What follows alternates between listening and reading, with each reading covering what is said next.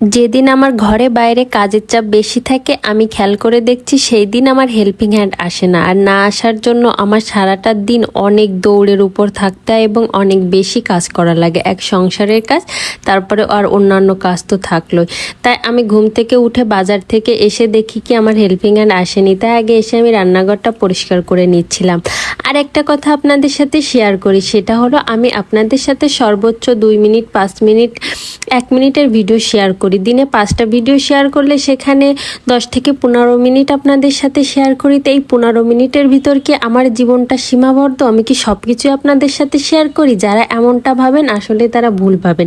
আমার জীবনের প্রত্যেকটা অংশ কিন্তু আপনাদের সাথে শেয়ার করি না, মাত্র 10% শেয়ার করি। একটা মানুষের জীবনের 10% মাত্র শেয়ার করে, আর 90% কিন্তু আমি ক্যামেরার আড়ালেই রাখি বলতে পারেন।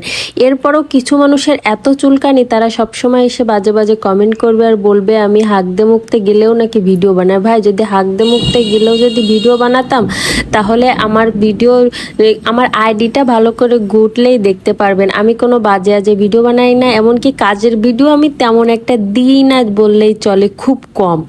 যেখানে দেখবেন কিছু মানুষ আছে ঘর ঝাড়ু, উঠোন ঝাড়ু দিয়েও টাকা কামায়, সেখানে আমি ভালো ভিডিও দেওয়ার চেষ্টা করি।